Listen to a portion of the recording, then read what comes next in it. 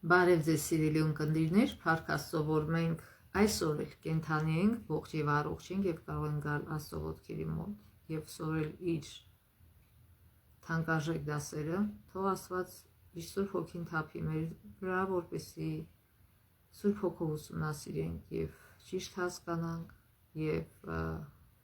Հիսուսի շնորհքով իրագործենք մեր կյանքում։ Հիսուսի անունով խնդրեցի։ Ամեն։ Մենք գիտենք, որ այս երամսյակ ուսումնասիրում ենք մի թեմա, որ կոչվում է հավատի դասերը Հեսուի գրքում, եւ արդեն հասել ենք նախավերջին 12-րդ դասը, որը կոչվում է Աստված հավատարիմ է։ Հիշելու համարն է Հեսու 21:45, ոչ մի բան պակաս չմնաց այն բոլոր բարի խոսքերից, որ Տերն ասել էր Իսրայելի տան համար, բոլորը կատարվեցին։ 1961 թվականի հունվարի 20-ին իր երդմնակալության ժամանակ Ջոն Քենեդին, Ամերիկայի պրեզիդենտը այն ժամանակվա, դիմեց ամերիկյան ժողովրդին։ Նրա ելույթը բաղկացած էր ընդամենը 1366 բառից, սակայն այն անջնջելի հետ թողեց ամերիկացիների սրտում, մարդկանց խրախուսելով, որ արտոնությունների փոխարեն կենտրոնանան իրենց պարտականությունների վրա, նա մասնավորապես ասաց. Մաքուր խղճով, որպես մեր միակ ճշմարիտ պարգև եւ պատմություն, որպես մեր գործողությունների վերջնական դատավոր, եկեք գնանք առաջնորդելու երկիրը, որը սիրում ենք, խնդրելով նրա, այսինքն Աստծո օրհնություն, նրա մեծատար է ու օգնությունը, սակայն իմանալով, որ այստեղ երկրի վրա Աստծո գործն իսկապես պետք է լինի մերը։ Եվ Հեսուն էլ, երբ արդեն իր տարիքը առած էր,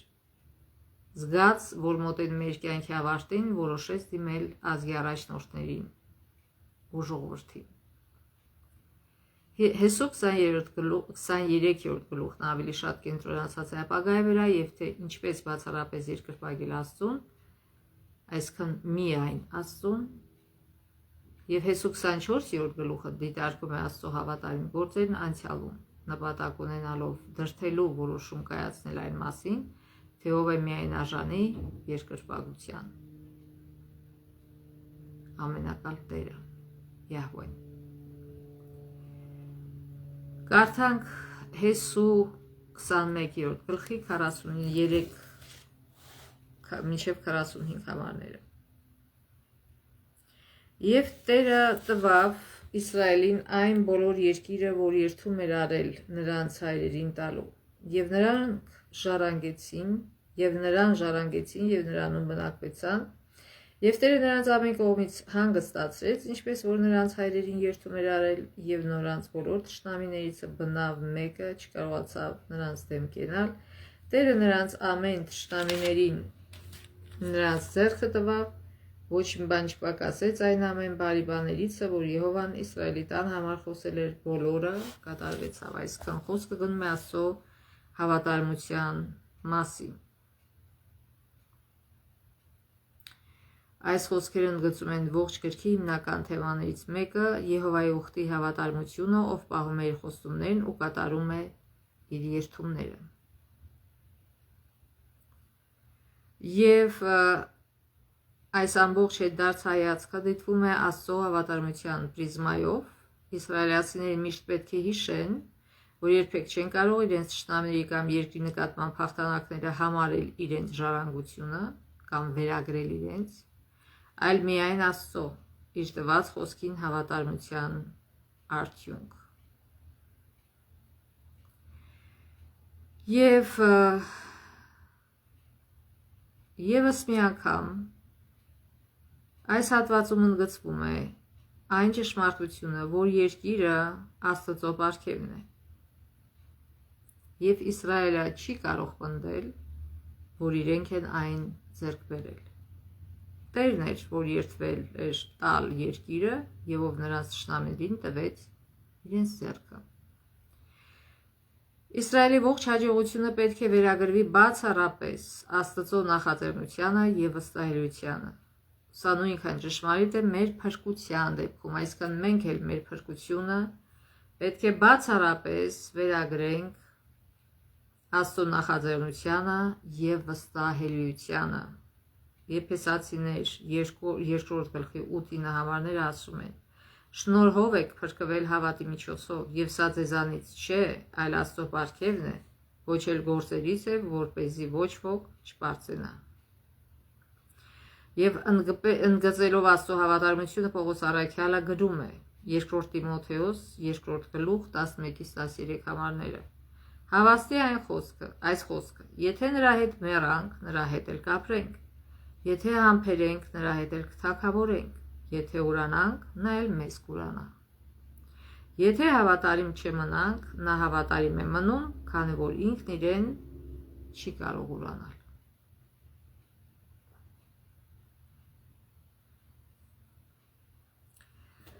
Եվ այս հատվածի ավարտը իր մեջ կրում է հնազանդության կատարման պայմանը։ Չպետք է ակնկալել, որ երբևէ հաջողության կարելի է հասնել առանց ջանքերի, այն միշտ կապված է Աստծո խոսքին հնազանդվելու հետ։ Եվ կարդանք 23-րդ գլխի 1-5 համարները։ Եվ շատ օրից հետո,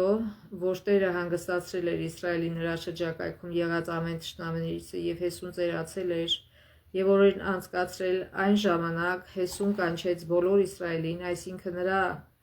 ղեկավարներին, իշխաններին, դատավորներին եւ ոստիկաններին եւ նրանց ասեց. Ես ծերացել եմ եւ օրերս անց եմ կացրել եւ դուք տեսաք այն ամենը, ինչ որ ձեր Տեր Աստվածը ձեր առաջին արավ այս բոլոր ազգերին, որտեղ ձեր Տեր Աստվածը ինքն է ձեզ համար պատերազմող։ Նայեցեք, ես անշենք, որ վերաբերվում է լոկ այդ հին օրերին, տվյալ ժամանակաշրջանին, ոչ թե այսօրվան։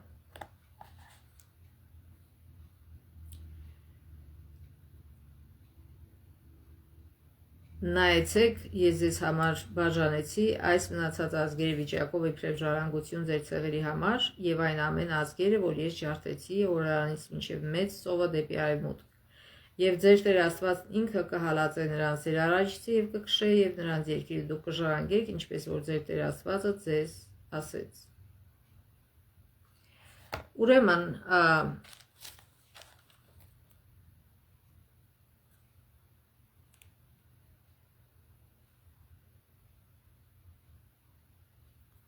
Հեսուն այստեղ նկարագրում է, թե ինչպես է հնարավոր դարձել երկրի նվաճումը։ Տերն է կռվել նրանց համար։ Եվ Աստված է, որ խաղաղություն է հիմա տալիս, սակայն վտանգ կար, որ իրենք կխառնվեին հեթանոս ազգերի հետ եւ կմոռանային ճշմարտությունը։ Եվ դրա համար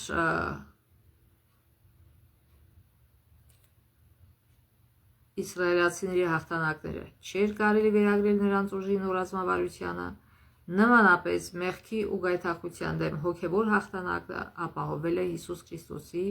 զոհաբերության ու հարության միջոցով, սակայն Աստծո ժողովուրդ այսօր հաղթական կյանքով ապրելու համար պետք է մշտապես ապավինի Սուրբ Հոգու տրամադրած հոգևոր պաշարներին, այսինքն այդպես չի, որ մենք մի անգամ փրկվեցինք եւ վերջ։ Մենք հոգևոր պայքարի մեջ ենք մինչև մեր կյանքի վերջին օրը, եւ միայն Սուրբ Հոգու օգնությամբ է, որ մենք կարող ենք հաղթել մեղքը եւ վերջնականապես փրկվել։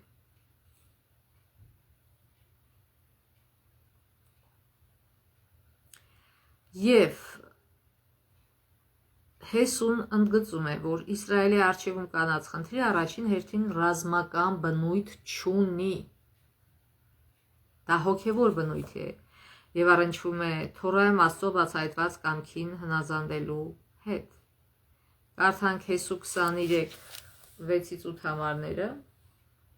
Ուրեմն շատ ժիր եղեք, որ պահեք ու անեք բոլոր ինչ որ գրված է Մովսեսի օրենքի գրքումը, որ նրանից չխոտորվեք աջ կամ ձախ, այսինքն չշեղվեք, որպեսզի ձեզ մոտ մնացած այս ազգերի մեջ չմտնեք եւ նրանց աստվածների անունները չհիշեք եւ նրանցով երթում չանեք եւ նրանց երկրպագություն չանեք։ այլ ձեր Տեր Աստծուն հարեք, ինչպես որ մինչև այս օրը արել եք։ Եվ նաև 12 համարը, բայց եթե նրանից ետ դառնաք եւ ձեզ մոտ մնացած այս ազգերի մնացորդին հարեք եւ նրանց հետ խնամություն անեք եւ դուք նրանց հետ խառնվեք եւ նրանք էլ ձեզ հետ, ստույգ իմացեք, որ ձեր Տեր Աստվածը այլևս այս ազգերին ձեր առջևից չի հալածի, այլ նրանք ձեզ համար որոգայթ ու գայթակղություն կդառնան եւ ձեր կողերի համար խթաններ եւ ձեր աչքերի համար փուշեր, մինչև որ բնաջինջ լինեք այս բարի երկրի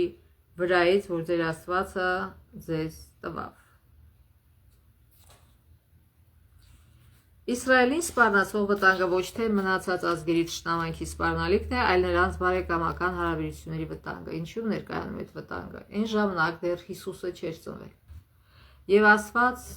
հոգ էր տանում, որպեսզի Աստծո մասին ճշմարտությունը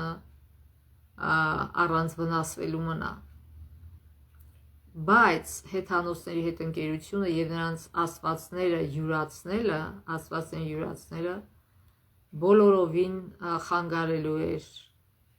ճշմարիտ Աստծո ճանաչմանը։ Այսինքն այս մարդիկ փոխանակ ճշմարիտ Աստծո մասին լուրջ տային ուրիշներին, իրենք մոլորվելու էին, ինչպես եւ եղավ հետո, եւ ընկնելու էին այդ մյուս ազգերի ազդեցության տակ եւ հեթանոսական չաստվածներին էին պաշտելու։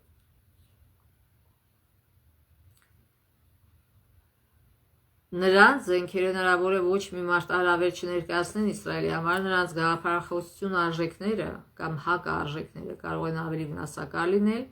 քան ցանկացած ռազմական ուժ։ Ցանկացած երկիր, երբ որ տեսնում է, որ ռազմական ուժով չի կարող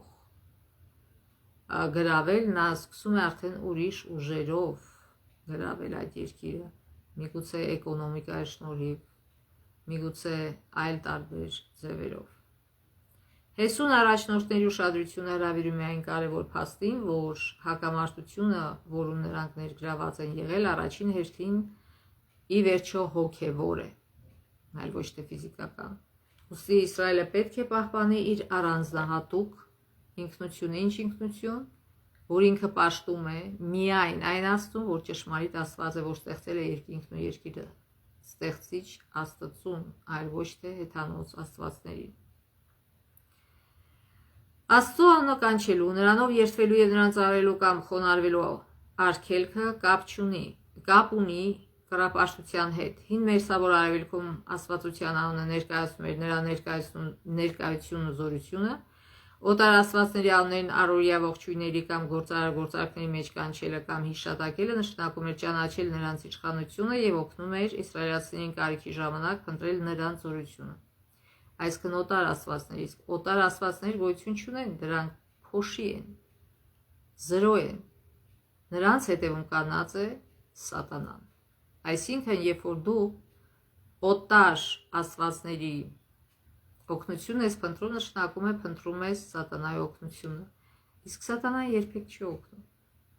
նա միայն վնասում է, իր թակարդի մեջ է առնում եւ ոչացնում է։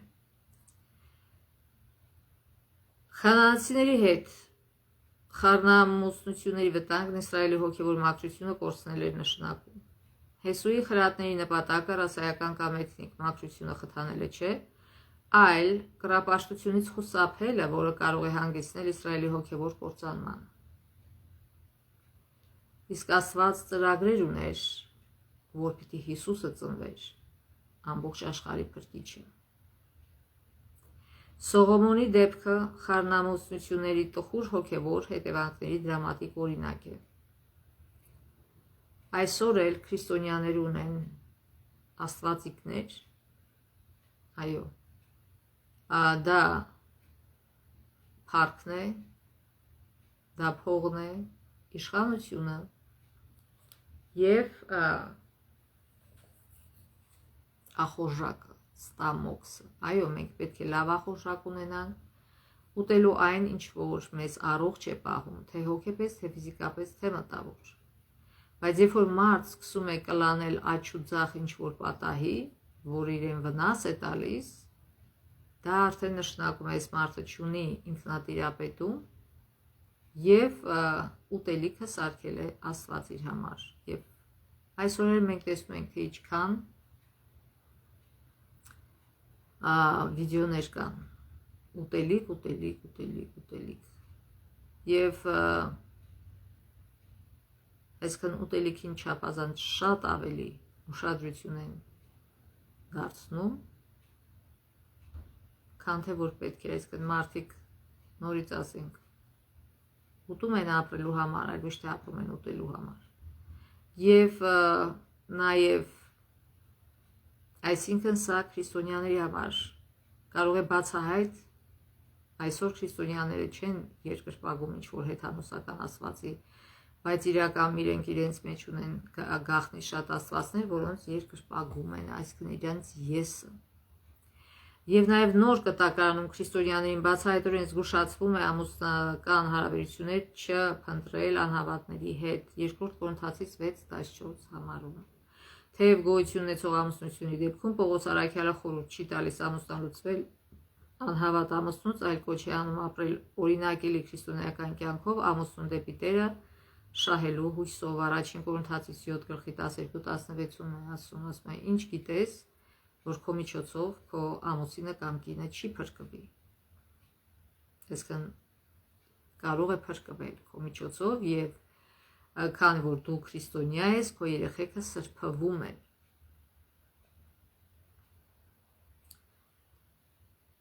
Եվ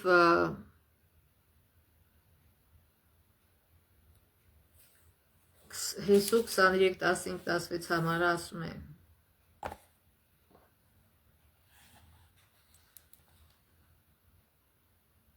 Ուրեմն կարդանք շարունակենք կարդալ 14 համարից եւ ահա ես այսօր գնում եմ ամեն երկրի ճանապարհը եւ դուք ձեր բոլոր սրտովը եւ բոլոր հոգիովը գիտեք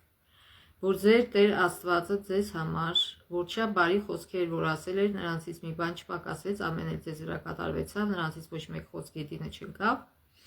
եւ ինչպես որ ձեր վրա եկավ ձեր Տեր Աստծո ձեզ համար արած ամեն բարի խոսքերը նույնպես էլ Տերը կբերե ձեր վրա այն ամեն չար խոսքերը մինչև որ բնաջինջան է ձեզ այս բարի երկրի վրայից, որ ձեր Տեր Աստվածը ձեզ տվավ։ Եթե ձեր Տեր Աստծո ձեզ պատվիրած ուխտը զանց անեք եւ գնաք օտար աստվածներ պաշտեք եւ նրանց երկրպագություն անեք, Տիրոջ բարկությունը ձեզ վրա կբորբոքվի եւ այն ձեզ տրված բարի երկրի վրայից շուտով կկորչեք։ Այսինքն Աստված անաչառ է։ Ինքը այդ տեղը տվեց նրանց ոչ թե նրա համար, որ նրանց անունը հրեա էր։ Եվ մարդ կարող է իրեն կոչել հավատացյալ։ Բայց կապ չունի դու արդյոք քեզ կոչում ես հավատացյալ թե ոչ։ Կապ ունի դու արդյոք Աստծո ուխտին հավատարիմ ես թե ոչ։ Կապ չունի ազգանուն ինչ է։ Կապ ունի թե արդյոք Աստծո ուխտին այն հավատարիմ է թե ոչ։ Կարևորը սա է։ Եվ Աստված այստեղ զգուշացնում է, որ ինչպես որ մյուս ազգերին իրենք վռնդեցին, որտեղ իրենց անօրինության գագաթնակետին էին հասել։ Եվ Աստված զգուշացնում է, որ դուք էլ, եթե ձեր անօրինության գագաթնակետին հասնեք, դուք էլ կվռնդվեք այս հողից։ Իսրայելը արդեն զգացել էր Տիրոջ բարկությունը անապատում դեգերումների ժամանակ, ինչպես նաև խոստացված երկրում։ Եվ լիովին գիտակցում էր Եհովայի բարկության հետևանքները ուխտը կոպտորեն խախտելու արդյունքում։ Այս համարները ներկայացնում են Հեսուի խոսքի խստության գագաթնակետը։ Սարսափելի է լսել, որ Տերը կկործանի Իսրայելը, քանի որ նույն բառը նախկինում օգտագործվել է քանանացիների ոչնչացման առնչությամբ։ Նույն բայը կործանել օգտագործվել է թե քանանացիների համար եւ թե Իսրայելին զգուշացում է, որ դուք էլ կկործանվեք։ Չկարծեք, թե դուք չհնազանդվելով Աստծո ուխտին կմնաք, այսինքն կվայելեք Աստծո օրհնությունը երբեք։ Աստված անաչառ է։ Նրա համար կապ չունի, թե քո անունը ինչ է, որ ազգից ես, որ դասակարգից ես եւ այլն։ Աստված ատում է մեղքը։ Ուրեմն ինչքան որ Տիրոջ խոստումները հավատարմորեն կատարվել են Իսրայելի օրհնությունների վերաբերյալ ուխտի անեծքները նույնպես իրականություն կդառնան, եթե իսրայելցիները մերժեն ուխտը։ Քանանացիների հողազրկման եւ ոչնչացման լույսի ներքո այս համարները եւս մեկ անգամ ցույց են տալիս, որ Եհովան մեր ճշմարիտ Աստված ի վերջո ողջ երկրի դատավորն է։ Նա պատերազմ է հայտարարում մեղքի դեմ, անկախ նրանից, թե որտեղ է այն գտնվել։ Իսրայելը սրբագործված չէր եւ որևէ առանձնահատուկ արժանիք չշահեց, մասնակցելով սուրբ պատերազմին, ինչպես որ հեթանոս ազգերը չշահեցին։ Երբ հետագայում ծառայեցին որպես Եհովայի դատաստանի գործիք իր ընտրյալ ժողովրդի դեմ, նշենք, որ այսօր չկան սուրբ պատերազմներ։ Այն ժամանակ այլ բոլորը արվում էր, քանի դեռ Հիսուսը ծնված չէր։ Այսօր, երբ Հիսուս արդեն ծնված է, երբ փրկության ծրագիր իրականացված է, ոչ մի ֆիզիկական պատերազմի կարիք չկա, պայքարը հոգևոր է։ Եվ ինչպես որ Իսրայելը ուղղակի գործիք եղավ, որպեսզի այդ անօրինության գագաթնակետին հասած ժողովուրդները ոչնչանան, այնպես էլ մյուս ազգերը գործիք կլինեն Աստծո ձեռքին, որպեսզի ոչնչացնեն Իսրայելը, երբ որ ինքը հասնի անօրինության գագաթնակետի, եւ այդպես էլ եղավ ապագայում, երբ որ իրենք հեռացան Աստծուց, Նաբուգոդոնոսորը հարձակվեց եւ գրավեց իրենց երկիր եւ քշեց իրենց այդ երկրի վրայից։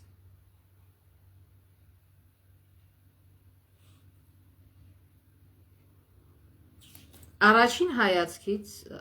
Աստծո բարկության վերաբերյալ աստվածաշրջան ուսմունքը կարծես անհամատեղելի է այն հաստատման հետ, որ Աստված սեր է, սակայն հենց Աստծո բարկության լույսի ներքո է, որ Աստծո սիրո վերաբերյալ Աստվածաշրջան ուսմունքը դառնում է ավելի արդիական։ Աստվածաշունչը նախ Աստծուն ներկայացնում է որպես սիրող, համբերատար, երկայնամիտ եւ ներելու պատրաստ։ Մեղքից տուժած աշխարհի համատեքստում Տիրոջ բարկությունը, սակայն նրա սրբության ու արդարության վերաբերմունքն է մեղքի ու չարի հետ բախվելիս։ Նրա բարկությունը երբեք զգացմունքային վրեժխնդիր, անկախատեսելի արձագանք չէ։ Նոր կտակարանը սովորեցնում է, որ Քրիստոսը մեզ համար մեղք եղավ եւ նրա մահով մենք հաշտվեցինք Աստծո հետ։ Ով հավատում է նրան, ստիպված չի լինի դիմակայել Աստծո բարկությանը։ Աստծո բարկության գաղափարն Աստծուն ներկայացնում է որպես տիեզերքի արդար դատավոր եւ արդարության գործի պաշտպան։ Կա արդարադատություն։ Եվ այդպիսի սեր չկա առանց արդարադատության։ Աստծո արդարադատությունը պահանջում է, որ Աստված միջամտի եւ պատժի մեղքը։ Աստված չի պատժում մարդկանց, Աստված պատժում է մեղքը։ Եվ այն մարդիկ, ովքեր կարճած են մեղքից, պատժվում են մեղքի հետ միասին։ Եվ կապ չունի նորից։ Այդ մարդիկ իրենց կոչում են հավատացյալ, թե ինչ ազգից, թե ինչ դասակարգից։ Ոչ մեկ արտոնություն չունի Աստծո առաջ։ Աստված անաչառ է։ Եթե մարդը մեղանչում է, եթե նա չի ուզում ձեռք արժել մեղքից, Աստված վերջի մեղքը ոչնչացնելու է, եւ այդ մարդը, որը կարճում է մեղքից, ինքն էլ կոչանա։ Ցավոք։ Եվ Աստծուն հավատալ չի նշանակում ուղղակի հավատալ, որ երկնքում Աստված կա եւ վերջ։ Դա հավատք չի։ Հակոբոսը գրում է, ասում է, դևերն էլ են հավատում։ Դևերն էլ գիտեն, որ Աստված կա, բայց դա իրենց փրկում է։ Ոչ, այլ Աստծուն հնազանդվելն է փրկում։ Միակ ճանապարհը, որով Իսրայելը կկարողանա խուսափել կռապաշտության գայթակղությունից եւ Աստծո բարկությունից, ոչ թե ուխտի մի էրնեն անդադ հիշելն է, այլ Տիրոջ հանդեպ գիտակցված եւ հետեւական հավատարմություն զարգացնելը։ Նույն բայը հարել Տիրոջը օգտագործում է նաև կնոջ եւ ամուսնու միջև գործող ամուսնական ուխտը նկարագրելու համար։ Եվ նման հավատարմություն Իսրայելին բնութագրում է որպես ազգ։ Այսինքն ցավոք նույն պնդումը ճիշտ չի լինի Իսրայելի պատմության հետագա ժամանակաշրջանների համար, ինչպես տխուր կերպով ցույց է տալիս դատավորների գիրքը։ Հեսուն Իսրայելին կոչ է անում սիրել Տիրոջը, հարել նրան։ Եվ սերը, ինչպես գիտենք, հնարավոր չէ հարկադրել։ Հակառակ դեպքում այն կդադարի լինել։ Այն, ինչ էապես կա, այսինքն սեր չի, սերը հնարավոր չի պարտադրել։ Որպեսզի մարդիկ շարունակեն վայելել ուխտի օրհնությունները, նրանք պետք է հավատարիմ մնան Աստծուն։ Ուրեմն շատ զգուշ եղեք ձեր անձերի նկատմամբ, կոչը չափազանց ազդեցիկ է։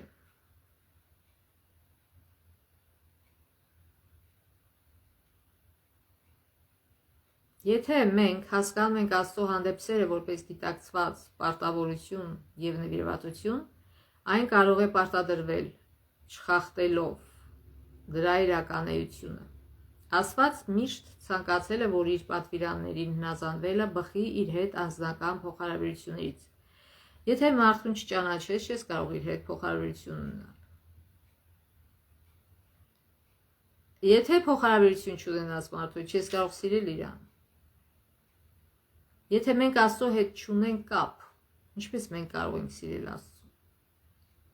Հիմնված այն բանի վրա, թե ինչ է արել նրանց համար իր մեծ ողորմությամբ ու սիրով, այսինքն Աստված մեզ սիրում է եւ ակնկալում է, որ մենք էլ իրեն կսիրենք։ Իսկ սիրո մեջ ինչ է մտնում։ Շփում։ Եթե մենք մարդուն չենք սիրում, մենք ձգտում ենք շփվել այդ մարդու հետ, փախնում ենք այդ մարդու հետ շփումից։ Եվ եթե ես ասում եմ Աստված ջան, ես քեզ սիրում եմ, բայց փախնում եմ իր հետ շփումից, չեմ սիրում իր մասին լսել, չեմ սիրում իր խոսքը կարդալ, դա ինչ է նշանակում, որ ես իրականում չեմ սիրում Աստծուն, ուղղակի խաբում եմ ինքս ինձ։ Եվ Աստծուն սիրելու պատվիրան արտահայտում է նաև աստվածային սիրո փոխադարձ, բայց ոչ համաչափ բնույթը։ Աստված կամենում է մտերիմ անձնական հարաբերություններ յուրաքանչյուր մարդու հետ, ով փոխադարձում է իր սերը։ Այդպիսով նրա համընդհանուր սերը բոլորի հանդեպ մեր կամավոր փոխադարձ սիրո դրսևորման շրջանակն է։ Մեզ պետք է մեր սերը մեղքի հանդեպ փոխարինել սիրով Աստծո հանդեպ։ Եթե մարդիկ նույնքան ուժգին սիրեին Աստծուն, որքան սիրում են մեղքը, դա շատ լավ կլիներ։ Այսինքն մարդիկ պիտի փոխեն իրենց սիրո օբյեկտը կամ սուբյեկտը։ Մեղքը սիրելու փոխարեն պետք է սիրեն Աստծուն։ Գիտեք, մեղքը մարդկանց թվում է լավ բան, իբր թե քաղցր, բայց կարող ենք այն համեմատել շաքարի հետ։ Շատ մարդիկ շատ են սիրում քաղցր բաներ ուտել եւ իրական մենք գիտենք, որ շաքարը լավ չի առողջությանը, մանավանդ քաղցկեղի բջիջները շատ են սիրում շաքար եւ հիմնականում դրանով են իրանք սնվում ու աճում։ Այսինքն մարդու ուտում է, կարծես թե հաճույք է ստանում, բայց շաքարը շատ մեծ խնդիրներ է առաջացնում մարդու առողջության մեջ, սկսված բորբոքումից մինչև քաղցկեղը եւ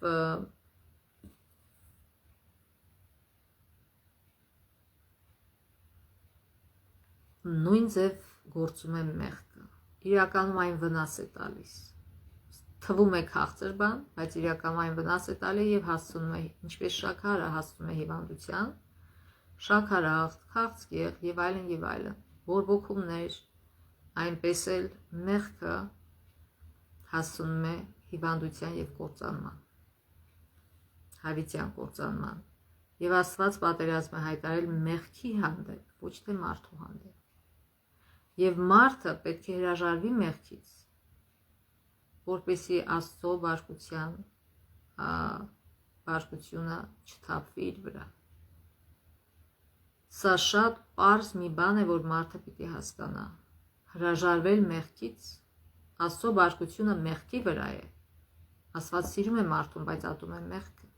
Եվ երբ որ մարդը կարճում է մեղքին, Աստված ինչու է ատում մեղքը, որտեղ այն բերում է ողբերգություն, որտեղ այն վատ բաներ է բերում մարդու։ Իսկ Աստված ուզում է, որ մարդիկ երջանիկ լինեն։ Մեղքի մեջ մարդը չի կարող երջանիկ լինել։ Երբեք։ Դրա համար Աստված օրեցօր մեզ հորդորում է, որ մենք հրաժարվենք մեղավոր կյանքից։ Վերջում կարդանք Նահապետների եւ Մարգարեների գրքից։ Սատանան շատերին խաբում է այն ճշմարտանման տեսությամբ, որ Աստծո սերն իր ժողովրդի հանդեպ այնքան մեծ է, որ կների նրանց մեղքը։ Նա ներկայացնում է, որ թեև Աստծո խոսքի սպառնալիքները ծառայում են որոշակի նպատակի նրա բարոյական կառավարման մեջ, դրանք բառացիորեն երբեք չեն կատարվի, բայց իր արարածների հետ իր բոլոր հարաբերություններում Աստված հաստատում է արդարության սկզբունքները, ի հայտ բերելով մեղքի իսկական էությունը, ցույց տալով, որ դրա անխուսափելի հետևանքը թշվառությունն է ու մահը։ Մեղքի անպայմանական ներում երբեք չի եղել եւ երբեք էլ չի լինի։ Այսինքն Աստված չի ասում, ես քեզ ներում եմ ու շարունակի մեղանչել, ոչ, սա գնա ու մեղք մի գործի։ Ես այդ ուժը տալիս եմ քեզ։ Այդպիսի ներումը կնշանակեր արդարության սկզբունքների խախտում, որոնք Աստծո կառավարման հիմքն են։ Դա սարսափով կլցներ անկում չափած տիեզերքը։ Աստված պարզորոշ ցույց է տվել մեղքի հետևանքները, ու եթե այդ նախազգուշացումները ճիշտ չեն, մենք ինչպես կարող ենք համոզված լինել, որ նրա խոստումները կիրականանան։ Այսինքն Աստծուն սուտ ենք անում, Աստված զգուշացնում է, որ եթե ուխտին հավատարիմ չլինեք, այսպես պատիժներ է սպասում ձեզ։ Եվ մենք ասում ենք, չէ, այդպես բան չկա, Աստծուն ստախոս ենք անում, ինչպես Սատանան ասեց, չէ, չի մեռնի։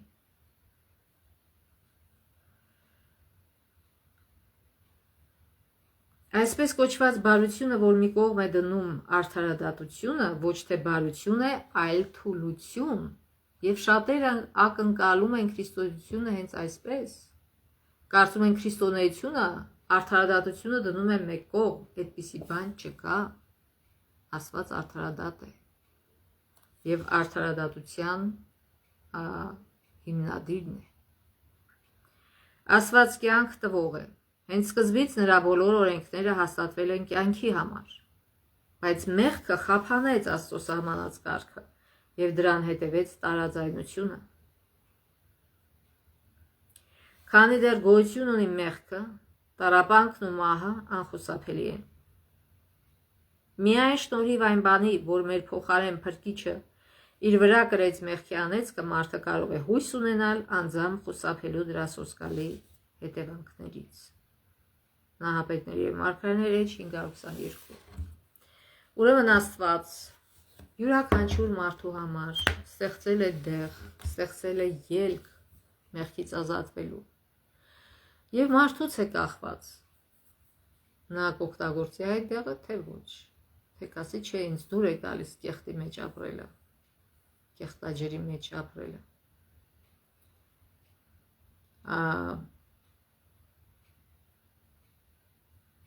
Եվ գիտեք, այդ մեղքը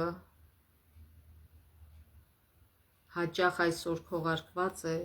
ինչի տակ, հարստության, իբր թե սիրուն շորերի թանկարժեք,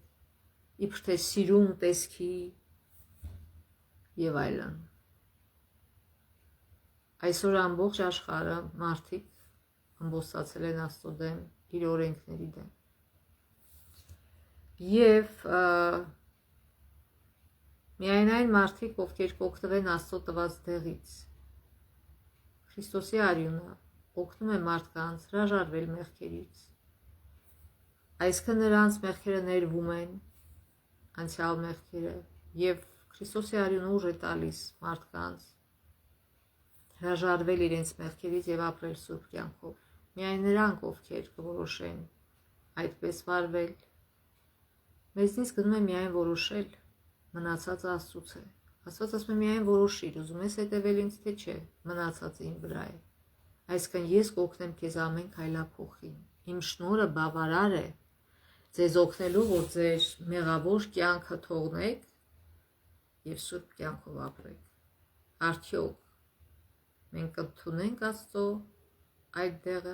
թե ոչ։ Թող Աստված մեզ տա իմաստություն եւ օգնի, որ մենք լսենք Աստծո ճշմարտությունը, այլ ոչ թե սատանայի սուտը, եւ չհավատանք սատանայի ստին։ Լքենք սատանային, լքենք մեղքը եւ հարենք Աստծուն։ Թող Աստված օրհնի մեզ դրանով,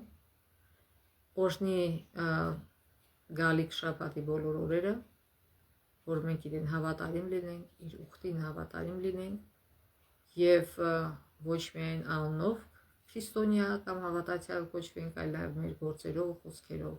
Թող Աստված օրհնի մեզ Աստծո ողորմությամբ մինչև մյուս շաբաթ։